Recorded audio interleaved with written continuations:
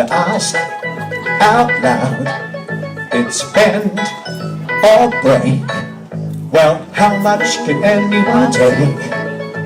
Just stop a while and make her smile, 'cause we want you to know, everyone, you're gonna be okay. You're gonna be okay. You're gonna be alright. You're gonna be alright. You're on your way to brighter days.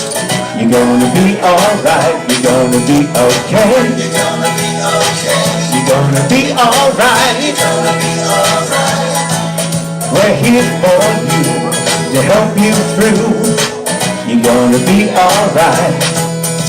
When life just throws you lemons, we'll all make lemonade. You're gonna be okay. You're gonna be okay. You're gonna be alright. You're gonna be alright. You're on your way to brighter days. You're gonna be alright. You're gonna be okay. You're gonna be okay. You're gonna be alright. You're gonna be alright. We're here for you to help you through. You're gonna be alright. You're gonna be okay. You're gonna be okay. You're alright. You're gonna be alright. Just keep hanging on and try to be strong. You're gonna be alright. You're gonna be okay. You're gonna be okay. You're gonna be alright. You're gonna be alright. You've been through it all and you're still standing tall.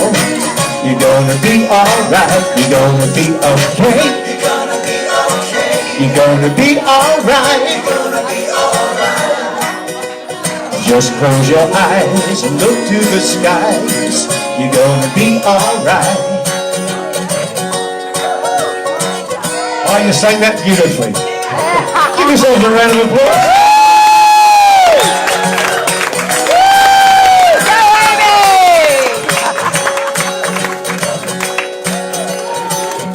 Yeah, so that song's going on Spotify pretty soon. Hopefully a little cheery little song. Changed a little bit since we saw it last, wasn't it? Yes. Yeah. So we've got a huge big night planned tonight. All these musos that are coming in. It's going to be, like Rob was saying, a 5-hour party all crammed into 3 hours. So it's, It sounds like my life. yeah, I know. So I want to finish off tonight with the song that I wrote. This is like the self-indulgent couple of minutes.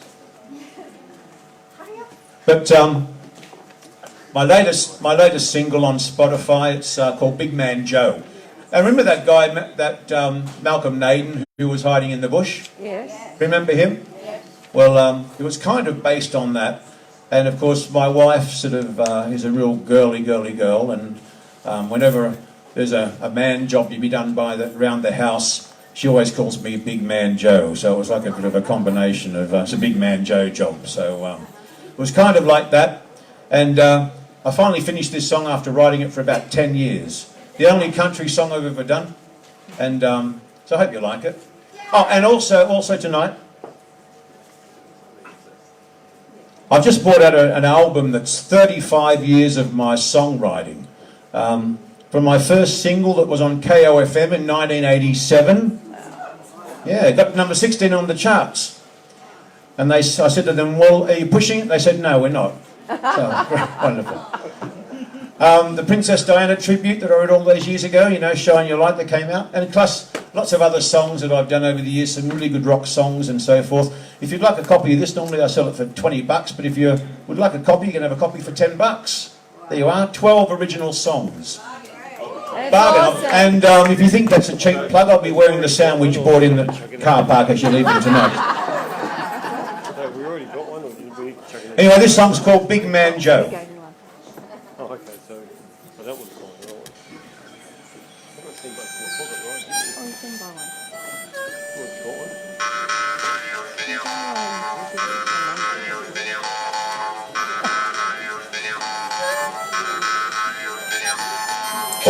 Oh, Big Man Joe, he's the big man, don't you know? He got high and he got low. Now everybody looking for Big Man Joe. Well, can I get some more music up here?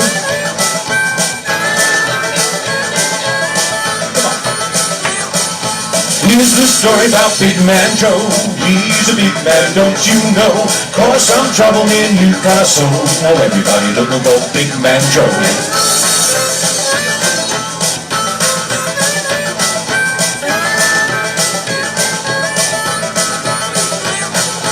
Walk down the road I go, walk the lonely highway home. He walked high and he walked low. Now everybody looking for Big Man Joe.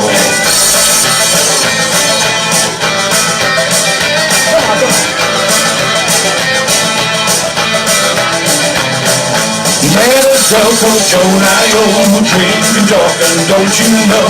He said yes and she said no. Now everybody looking for Big Man Joe.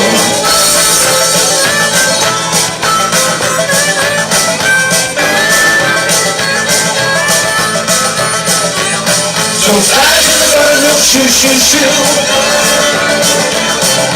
Walk through the middle in 2x2. And take your partner, do-si-do. Now everybody looking for Big Man Joe. Hey.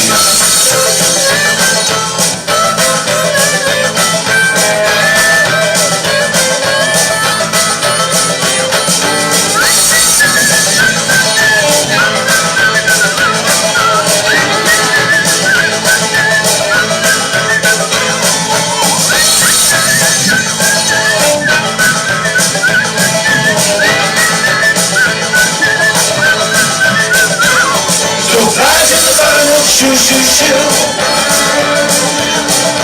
Walk to the middle in 2x2. And take your partner, do-si-do.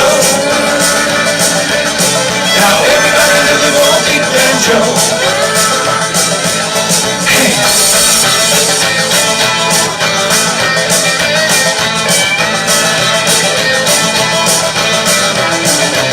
So if you go looking for Big Man Joe, be careful, don't you know? He lay low in a hidey-ho. Everybody looking for Big Man Joe. Everybody looking for Big Man Joe. Everybody looking for Big Man Joe. Hey.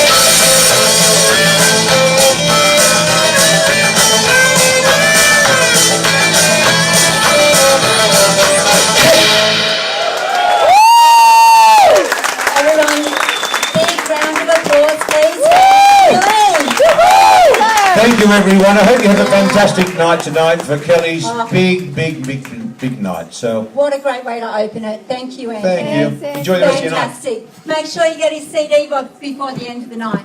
Now, I'd love to introduce our next musician. It's a beautiful husband and wife duet, Michael and Lorraine Wilkes. Michael is a songwriter and a singer, and he's been in the music industry for over 20 years. And if you ask him, he will tell you that musos don't make money. And also, he has actually been on the Couch with Kellie show. So if you want to go back and trawl through the episodes, there's 99 of them before this evening, you'll be able to find it and hear more about Michael and his life story. And he's got a CD available tonight as well. So, you know, that's another opportunity. So, ladies and gentlemen, let's welcome Michael and Lorraine Wilkes.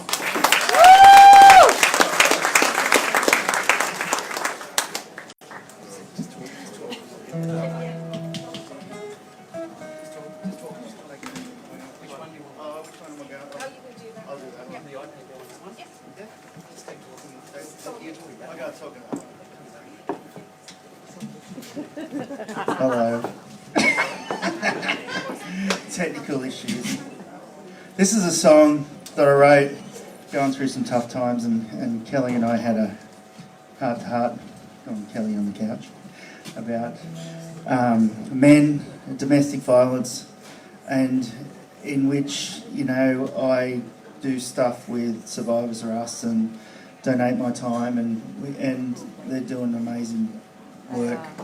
So, but people don't want to believe that, you know, men go through this, and one of their things is the children really becomes a weapon, And so this is a song I have to relearn. I had to relearn. I have to relearn every time I have to play it because the last time I played it was with Kellie.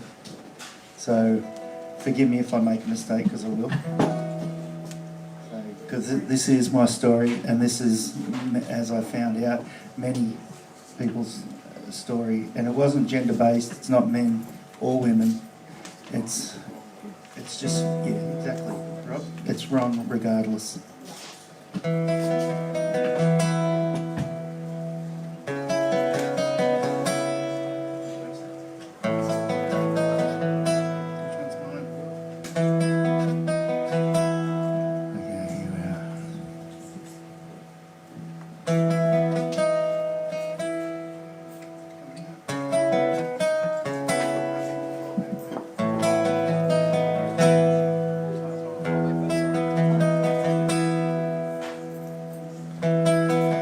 Lie my bed and close my eyes. I'm so tired, can never share my cries. Can't take no more of you. Push me around and push me over. In front of the kids, then I knew it was over. Can't take no more of you. Woke away, that black dog won't get me. Start new life where my friends will accept me. I'm worth so much more without you. Won't take no more of you. Use my kids as toy soldiers. For revenge they were given choices, as long as it don't hurt you.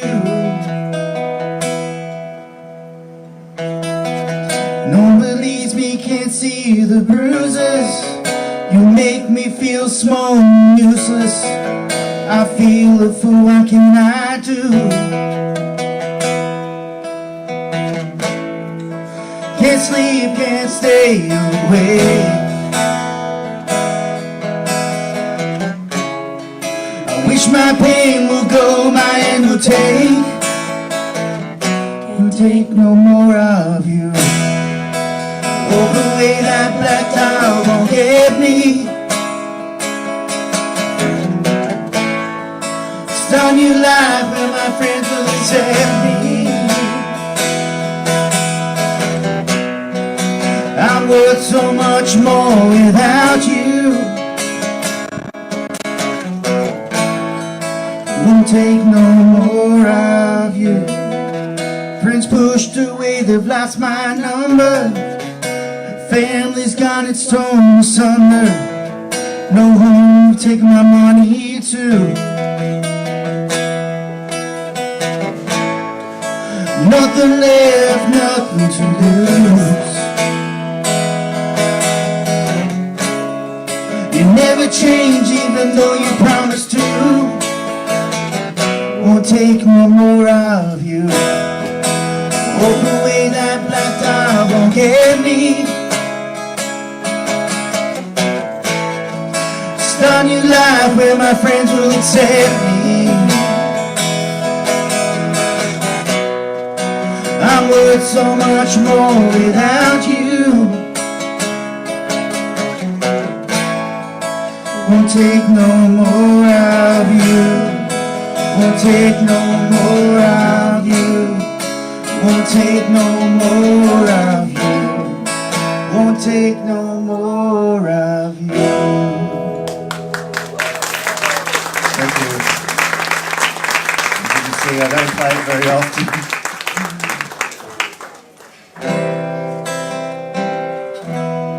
But my son, he's very funny. He's, I have sole custody of my boy, even though he's turned into a teenager. Someone give me some advice on that. But I'm very proud of him and what he's achieved, and I own him. So I tell him I own him. But I did fight for him. I got two boys, and but I've got Lorraine in my life. We've been together for 6 years. We've been inseparable. We've travelled. And she has made my dreams come true. And I'm a very lucky woman. I've married a beautiful man with a beautiful heart. And I became an instant mother to an 11-year-old. So, it wasn't an easy job. it's still not. It's still not. You gave my son a lecture last night. I did, the He first was- time ever. Don't call a 16-year-old emo. Oh, no. I did. You did. I didn't. I didn't. I love him and I'm proud of him and he knows that. I think he does anyway. Do they know? But this little song is called Simple Times. It was actually written about growing up in Cape. He wrote it about growing up in Caves Beach. And it's just about that progression of life. Those things that are universal. Having your first crush, falling in love, and sliding down a hill on a cardboard box. And you know what? It's universal. I did it as a kid when I was in Ireland. The people we sang it to in America, they went, we did that too. And the Australians, you guys, slide down never mind a cardboard box, car bonnets, and ice cubes. You guys are weird. Yeah. But this little song, this actually hit number 31 on the US charts, alongside Trace Atkins and Jason Aldean and even Keith Urban. So we're very proud of it. So look us up, and we do have CDs. So come and have a chat. So this is Simple Times by Michael Hills. If you buy Anthony's CD for $10, you can buy mine for 10 too. Happy birthday, Kelly. Have a wonderful year, darling. You bring joy to a lot of people. Thank you for being in our lives. Driving through my old town, see the memories of a place where we used to play, catching waves, climbing trees, riding our push bikes all the day, sliding down the hill at the Automata Farm. Cardboard box, roll down in the sun. Take me back to times were simple. Take me back, we hung out with our friends. Take me back to times were simple. Take me back, sunshine never ends. Now I'm getting older, got a tap on my shoulder, discovered girls and tried to be cool. I fell in love every day, never knew what to say, we didn't know what to do. Sliding down the hill at the Automata Farm, cardboard box, roll down in the sun. Take me back, the times were simple. Take me back, we hung out with our friends. Take me back, the times were simple. Take me back, the sunshine never ends. Found myself a good lady, we had some babies, now we get to do it all again. Sliding down the hill at the Automata Farm, cardboard box, roll down in the sun. Take me back, the times were simple. Take me back, we hung out with our friends. Take me back, the times were simple. Take me back, sunshine never ends. Take me back, the times were simple. Take me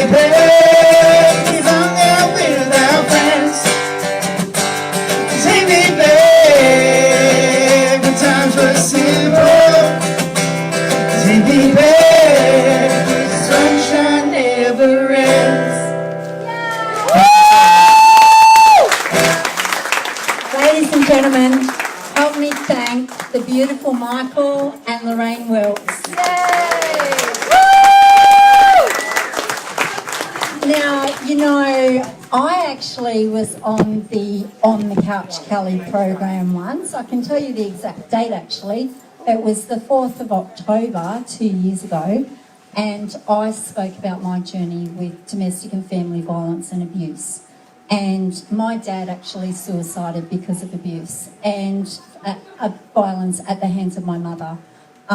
So what Michael was saying about the fact that this doesn't just happen to women and children, I have a family full of 3 generations who have been exposed to domestic and family violence and abuse. And there were many people that turned a blind eye. And so there ended up being dozens and dozens of victims.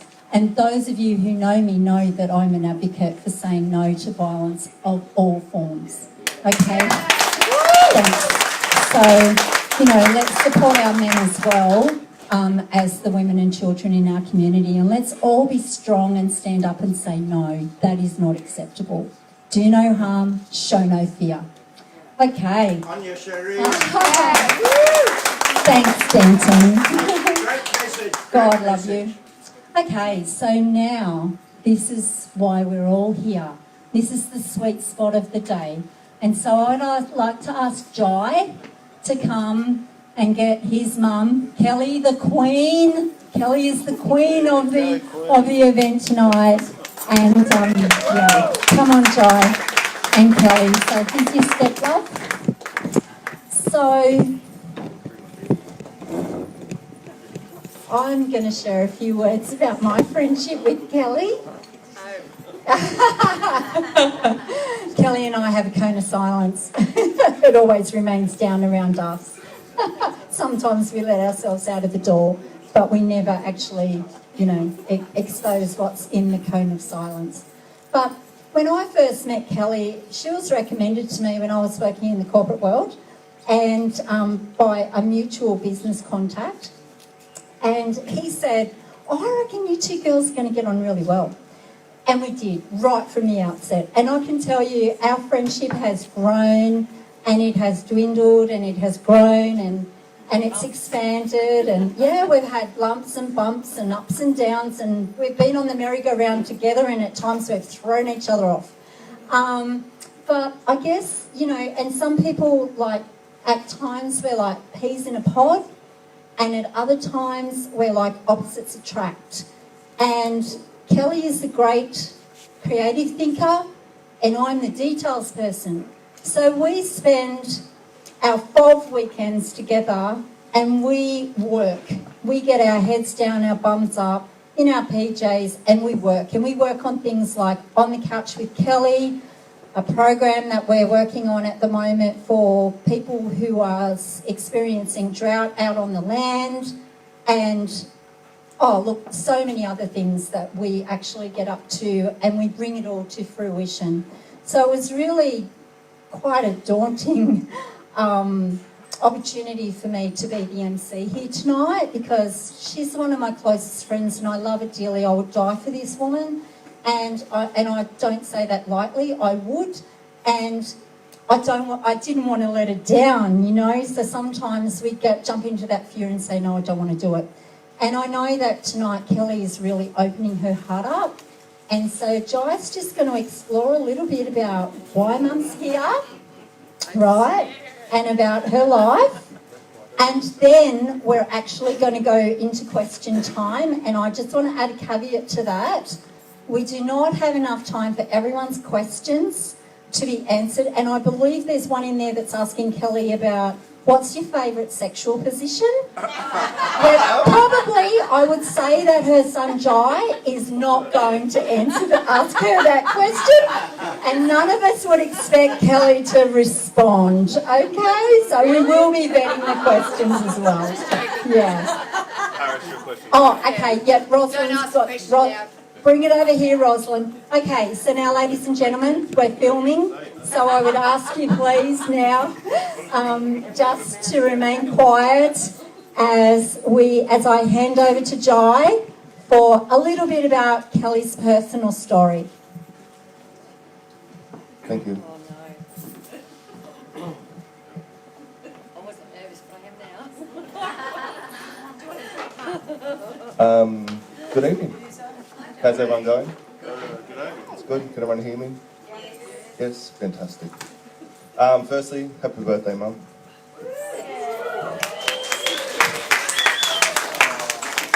Don't have any songs to sing you, unfortunately. I do, but not many people understand what I'm saying, so I'll just keep them down. First, let's get started. All right? Straight to it. Yeah. Okay.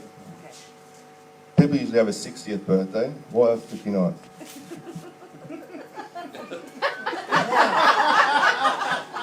Well, the thing is, I've never been one to go by the rules, right? And I figure, you know, everyone would have expected me to have a 60th. So, surprise, I'm having a 59th. But it was just quite ironic that the 100th show actually fell on my 59th birthday. So I didn't really want to make a bit of a fuss about the birthday thing. I was more about the 100th show thing. It's just that it's kind of sort of worked out that way.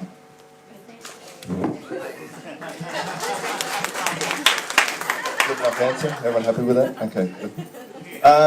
So, you've done 99 shows and yours ain't one. So now's your opportunity to tell us all about your life, your story. I'll let you start where you want to, but probably from the day you were born. Good start. Get my mum up for that. No, Grandma definitely said no to this. We gotta get home tonight. Yeah. Okay, well, let's cut the chase. 58. Okay. Well, just in the last So- 7 years. Yeah. It'd have to be the last 40 minutes, I think, that I'd be able to fit into this. Okay, so I guess in life I've been that kind of girl that just took up everything that was in offer. And I think one of my most memorable moments, well, one of many, many, many, that I'd love to share with you is that I was underage drinking. And yeah, I know, you're surprised, aren't you, Rosalind? Now, Rosalind knows what sort of a person I am because she joined me one time for a drink. And I said to her, if you fall asleep, you'll be sorry. She fell asleep, I was still drinking, so I carried the couch out with her asleep on it and put it in the middle of the road. Yeah. I know, you can always rely on me for a bit of fun. And I think that's because of all the things that I have gone through in my life, that I could have been one of these people to say, you know what, I'm just going to lay down and I'm just going to let it all happen and give up.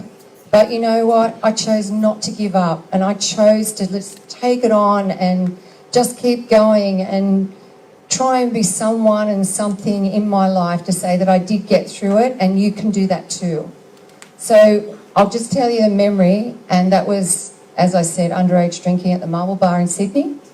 And I was with my deaf girlfriend and we used to dance all the time. And I know you're going to say, how come you can dance if she's deaf?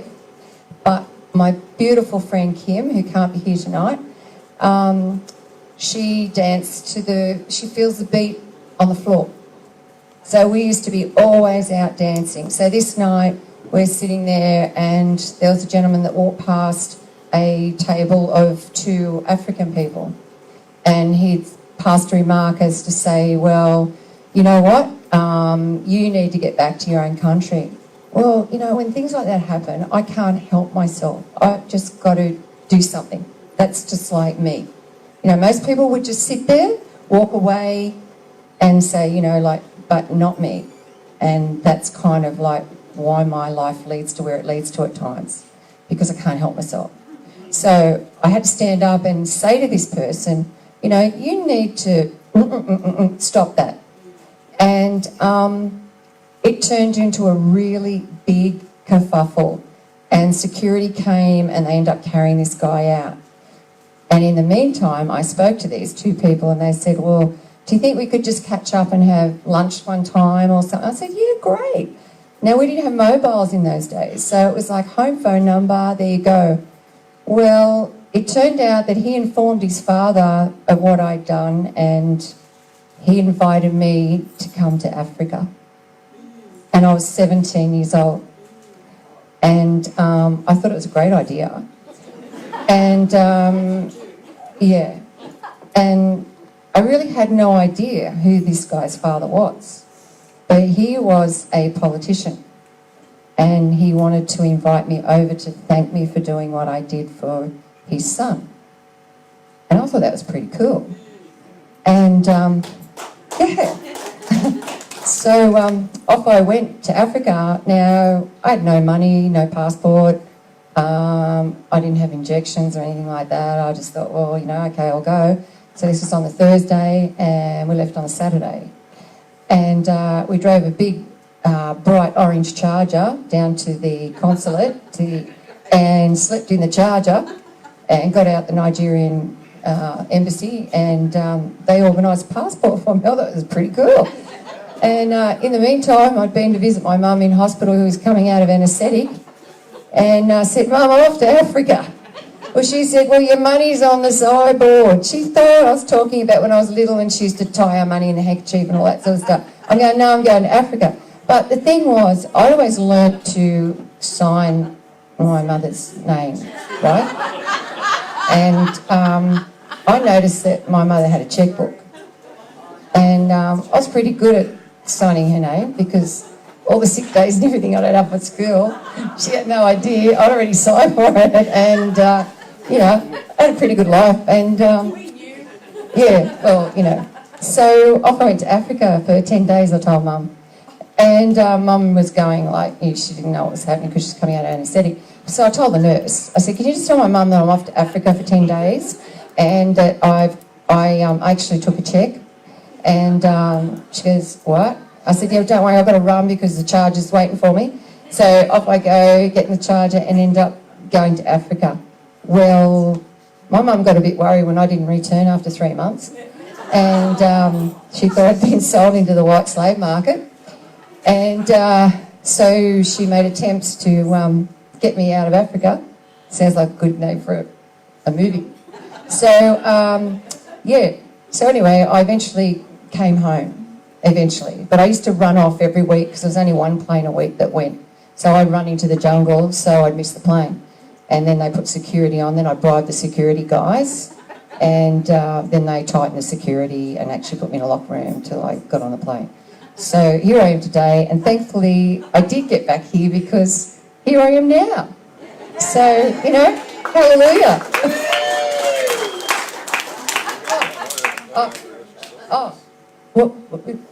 Okay, yeah, that's it. Okay, well, so about life.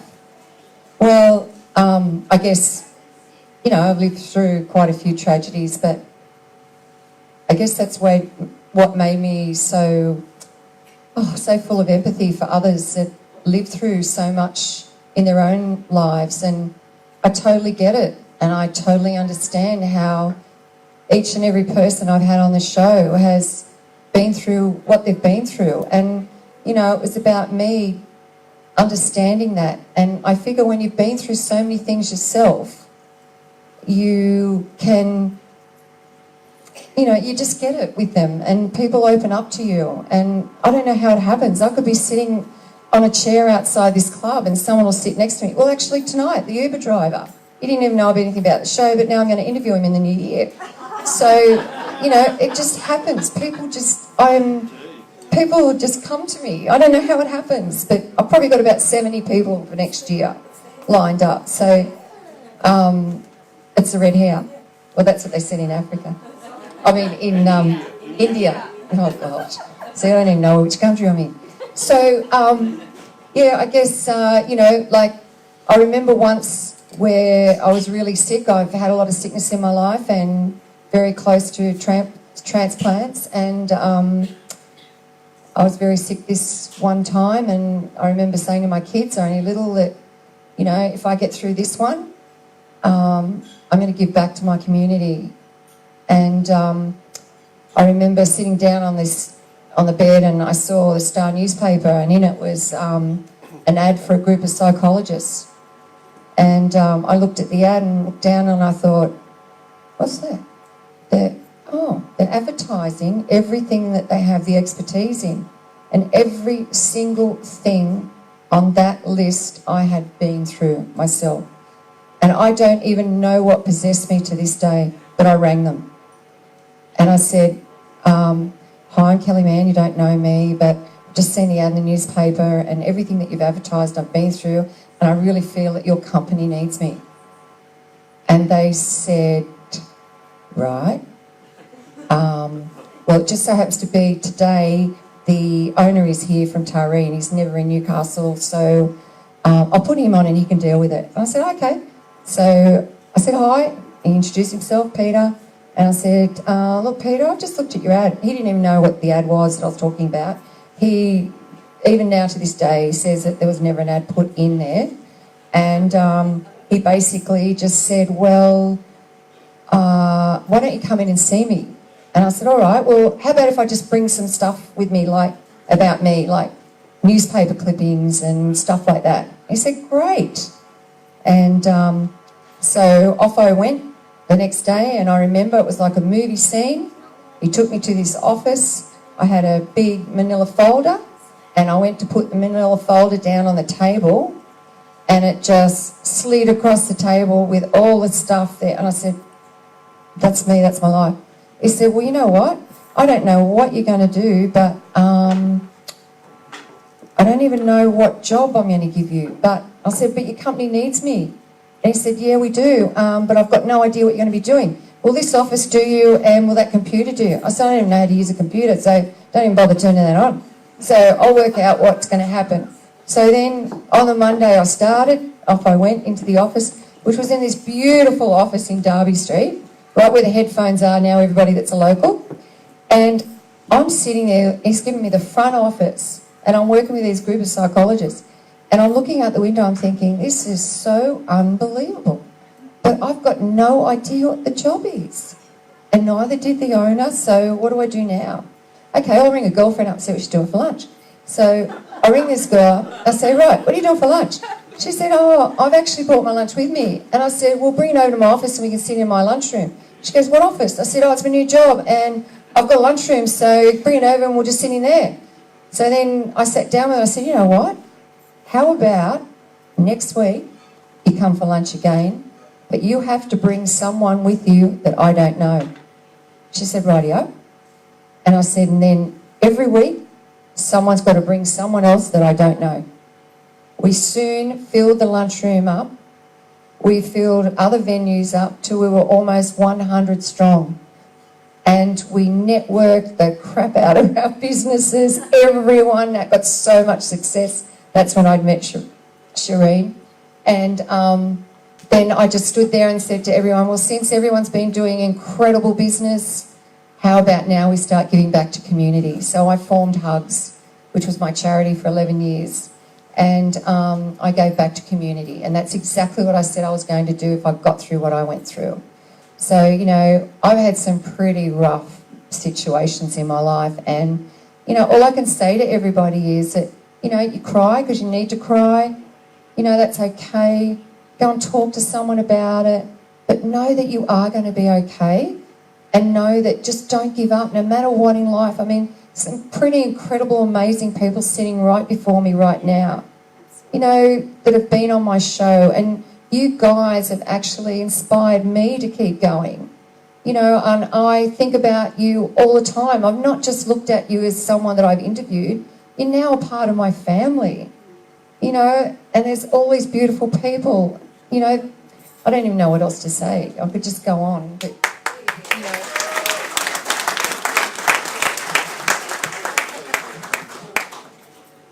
So I know a lot about Kellie's story, and one of the things that just always surprises me and inspires me is that she's always very sensitive around other people's feelings, and, you know, unless she really has to say it, she finds a way not to say it. and she's my silver lining sister because she's always got a bloody silver lining. Who knows that about Kellie, everyone? Yeah, absolutely. So we're going to move into question time now, and as I said, there's quite a few questions in here, but they're going to be vetted. But while I was just getting my tequila and soda from Lucia at the bar, and please everyone remember to go up to the bar and support them by buying drinks tonight, and they've got some bar snacks as well. One of the ladies in the crowd handed me this question, and I just have to ask it because I know that Jai won't let it come out of the box otherwise, okay? And now I will reveal why. Kellie, how does it feel to have such an extraordinary human being for your son? Over to you. You wrote that, didn't you? Did you write that? Can I have a look at the writing? Yeah. No, it wasn't family. Don't know that writing. It had to be the godmother. Godmother of the year. So, tell us all about this.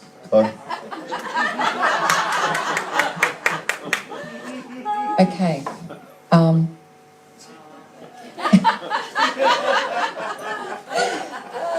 Dear.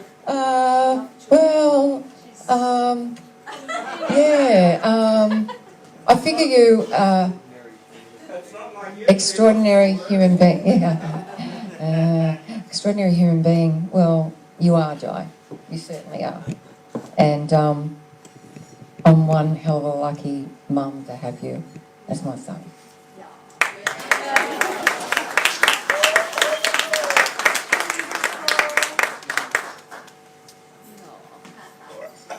And besides that, look at his hair. Where do you think he gets that from?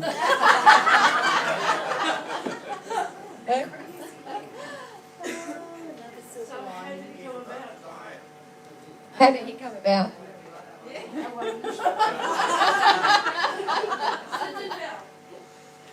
You know the night of the royal wedding? Okay. Yes. I got the gold coin to prove it.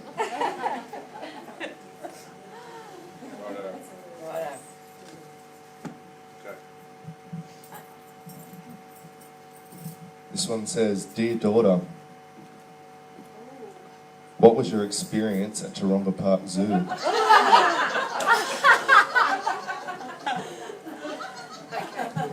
I'll make this light. Okay. Well, you know how my life's just full of excitement, I know, but this was one moment that, let me paint the picture first.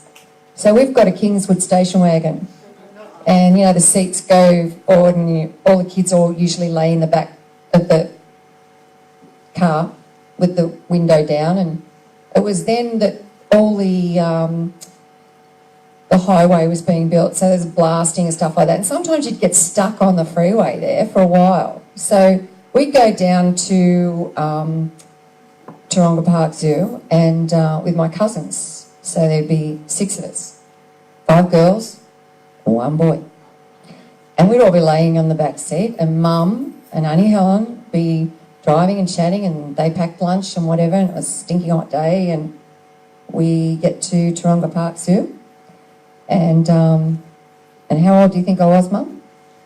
10? 11? 12 maybe? Okay, age doesn't matter. So just picture stinking hot day. And there were lots and lots and lots of Asians there that day, and sorry, I don't mean to offend, what else do I call them? But Asian people taking photographs, like, you know, and they were just, it was like everywhere.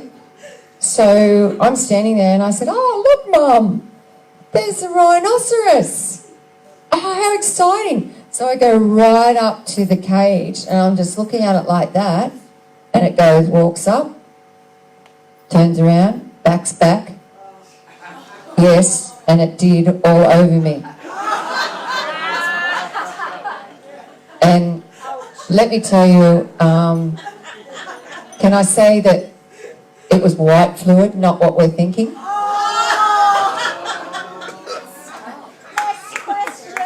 And so just let me finish this off, because the thing is, I didn't know what was happening. Mum and Auntie Helen were laughing their heads off, but I now became the most photographed person at Taronga Park Stew. They followed us everywhere till I got under attack.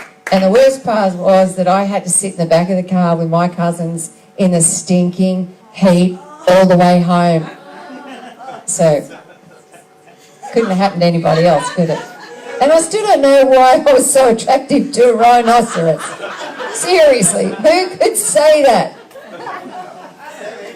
that what happens when you get pissed off?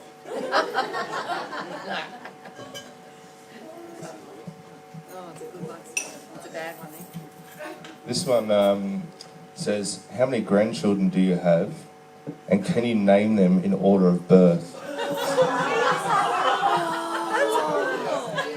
Skip it, John. No, she needs to know. Good one, it's my choice. That's why I got this seat.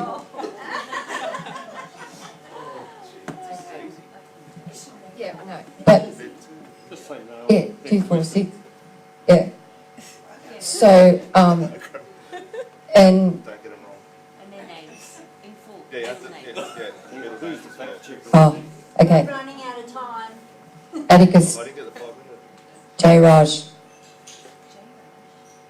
Isaacs, Minka Violet Isaacs, Scarlett Lucia Mann,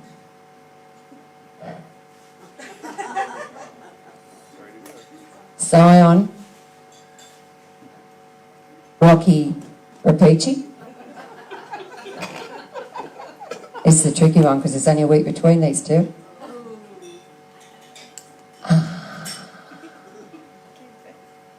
Rise, Rocky, Rapici, Jagger, Wade, Mann.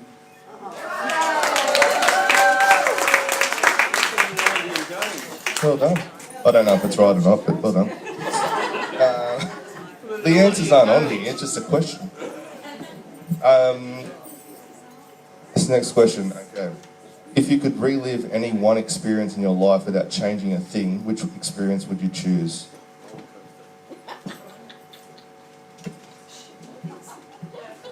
Roller coaster.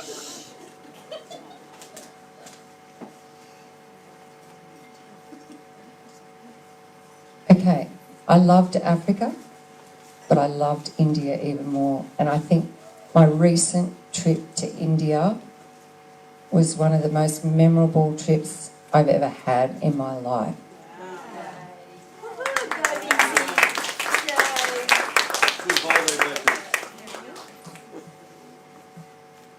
Oh, should I have said the birth of my children? Yeah, well, that too. That was noted. Christmas is just around the corner. Okay, so tell me about your childhood and growing up with your siblings.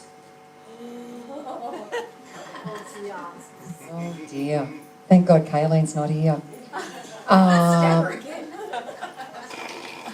Well, I guess because I was such a kind of out there kid that I was never a normal style child. So I was always doing really different things, and like things like, I remember once I had this crazy idea that I wanted to do an ad for the Labor Party. And I was like 10 or something, oh no, 12. And so, yeah, Denise was 10, I was 12, so I got Kaylee and Denise out the back and I said, right, we're going to do this thing for the Labor Party. And they go, what's a Labor Party? I go, I don't know, but it sounds like good fun, so we're going to all just get dressed up, and we got all dressed up like workmen, and we got spades and everything like that, and we're out there, down with Labor. I go, right, okay, well that kind of doesn't... So anyway, I had this rope, and I thought, well, if I rope myself up on the back tree and just hang there like that, you know, like... And Denise and Kellie there with their spades, and they go, oh, look, I'm sick of this, and they left me hanging. And I'm like in the tree, and I'm trying to yell out to them, Denise! They eventually come and save me, but I was there for a very long time. So, I mean, that's the sort of thing that I would do. Like, you know, most kids would be out in the like playing with their dolls and bikes and stuff like that. Well, I did that too, but I had this three-wheeler bike. I loved it. A Cyclops three-wheeler bike, blue one, with a little back tray. And we lived on this big hill. And I said, Kayleen, how about you stand in the back and I'll push you down the hill? She goes, yeah, rightio. So she did, and she went down the hill and she crashed. And I got her and she came inside. And I remember I couldn't stop laughing because she couldn't remember where the bathroom was because she had concussion. So I'm sitting there laughing, thinking, she doesn't even know where the bathroom is. Not thinking that she had concussion. But anyway, she was very sick after that. So, I mean, we've had some fights too. And, you know, like, I once, my favourite thing is the long handle comb, because my sister one day was standing out in the backyard and we had a fight, and I thought, I'll show you. So I got this long handle comb and I remember blowing it up and I thought, I wonder if it goes like a boomerang. So I went, pew, and it embedded in the back of her head. So she came back in, oh, on the side of her head, that's right, the temple, yeah. Anyway, she came back in and, yeah, and anyway, yeah. I remember sitting there and she stabbed me with the scissors. So I think in the hand, and I've still got the scar today. So we have a very loving childhood, and you know, I could go on and on and on. It's a very exciting childhood. You're being hurried up, so. Mum, what is your worst habit? Don't look at me. I'm not saying anything. What's my worst habit? Being late. Yes, you're horrible. No, that's you say that's my worst habit. No, my worst habit. Being late. Being late. It's disgusting. It's being late. Everyone says being late. Next question. Crowd has voted. How would you describe freedom in your own words?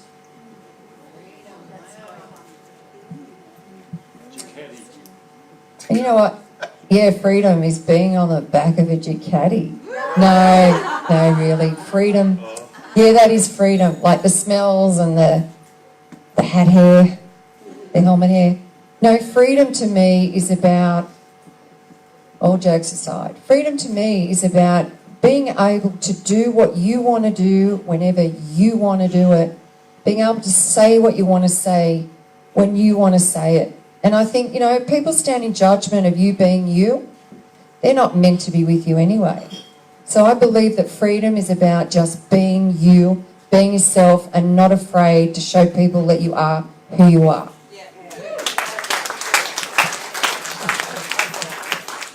A cup. Oh, a cup. Is that a cup? Oh, a freedom cup. Cup of freedom. That's what's in that glass. This is question here.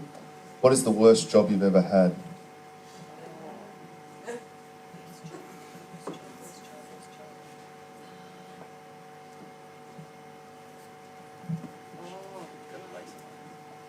I'll make one up. When Chile needs some attention. Worst job, cleaning job. Because I tried to get some extra money when I was a single mum, and a friend said to me, well, you can come and clean my house. And I remember going to her house, and she had a couple of girlfriends over, and I knew these girlfriends, and I just sat in the bathroom and cried. And I thought, you know, here you are, you're all sitting there having cups of coffee, and I know these girls, and you've got me to come here to clean your house. Like, to me, that really put me down when I was trying to do something, you know, constructive for my family. So I never saw that girl again, and I never cleaned that house again, or any others. What was her name? Name and shame. This is a two-part question. Why do you care so much about others, and can I keep this pen?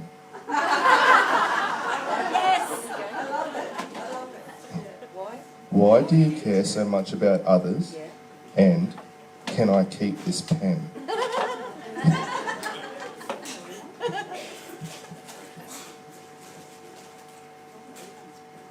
No to the pen. I don't care about anyone. No, keep the pen. Why do I care so much about others? Because you know what? Others care about me.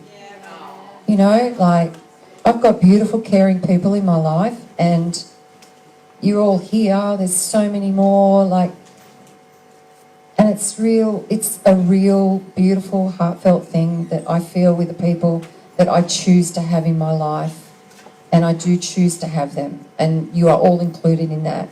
I just need another 24 hours in my day to be with you all. You know, so I care because everyone cares about me.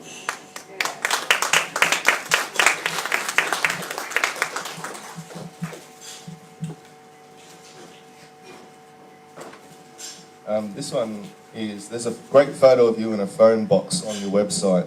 Is there a story behind that picture?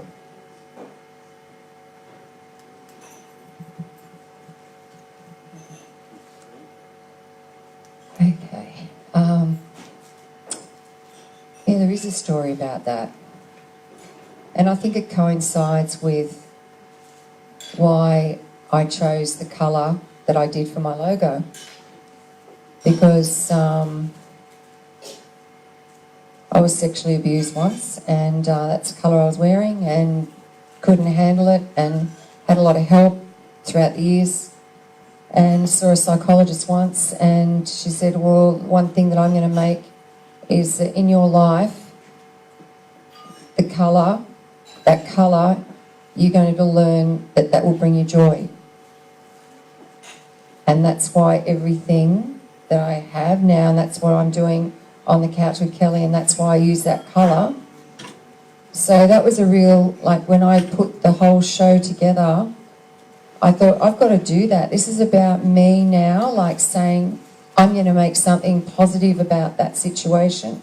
So my colours, my corporate colour is the aqua. And the other thing is the photograph in the phone box.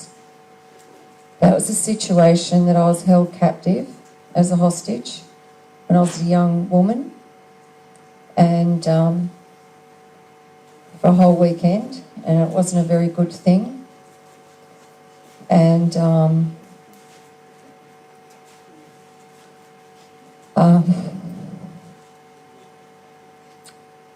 and I thought that if I was going to go that far,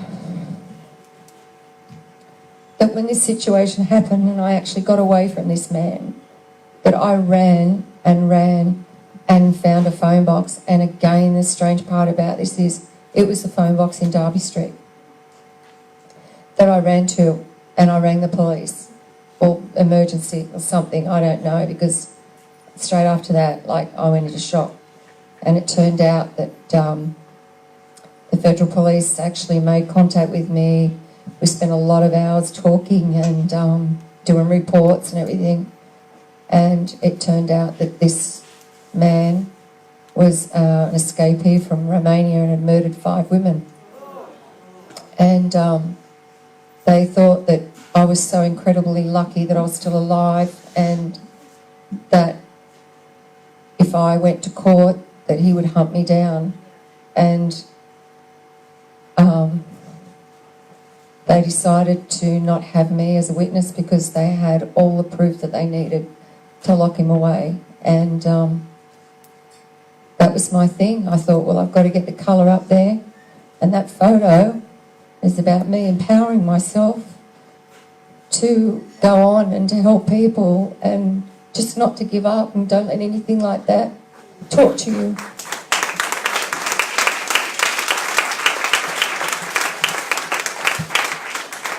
We love you, Kellie. Yeah, we love you, Kellie. We're with you.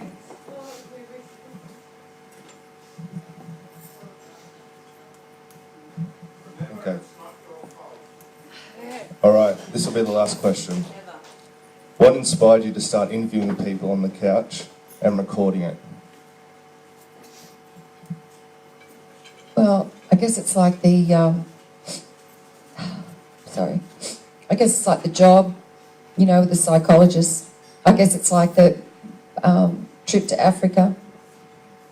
I just knew there were so many things that I'd lived through in myself, that I was a youth worker, a counsellor.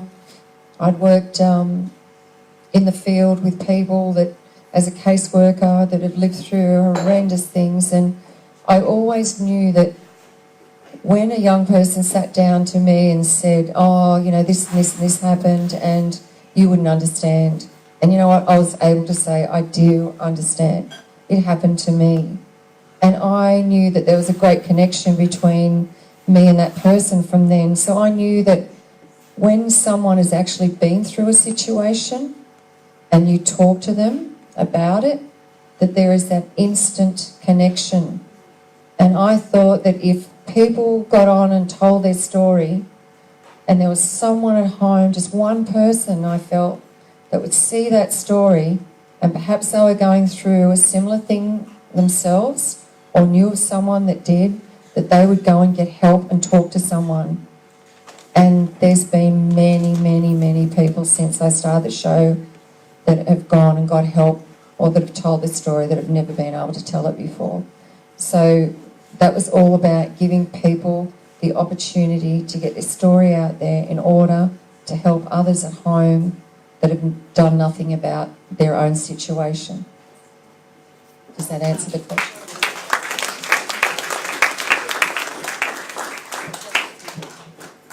Thanks, Mann. Thanks for letting me do this and swapping positions.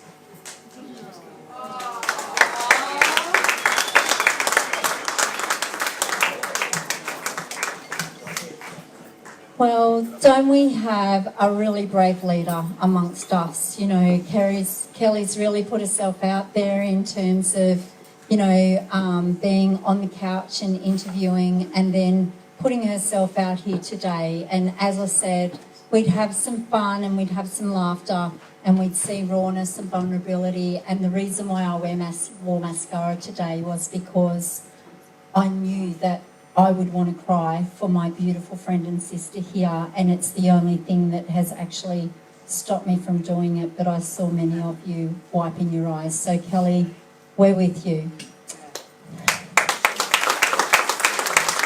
Now, Jai, you did a great job, mate. And you know, watching you and your mum hug there just reminds me about the fact that this time in 2 weeks I'll be hugging my big tall son too. And as a mum, there's nothing like it, is there, you know, than hugging your children. And for me, I've only got boys, so I don't know what it's like to have girls, but I love hugging my boys. We have some friends amongst us who want to share something very special with Kellie tonight. And the first lady that I'd like to introduce you to is Shireen Lowe. So Shireen has come all the way from Queensland today. And can you believe there's actually 2 Shireens? Right, like in the whole world, you know, there's very few of us. Our names are spelled differently, aren't they, darling? But we're Kellie's besties, Shireen and Shireen. And sometimes she has to explain to people which one. And she sent me a message about this Shireen today with my spelling. So Shireen is actually going to, that sounds so weird saying that. Shireen's actually going to share some words from Alana Jack, who is unable to be with us tonight and has a few words to say about Kellie herself as well. Thank you. Oh, thanks, Shireen. I have to compose myself after that interview. That was just beautiful.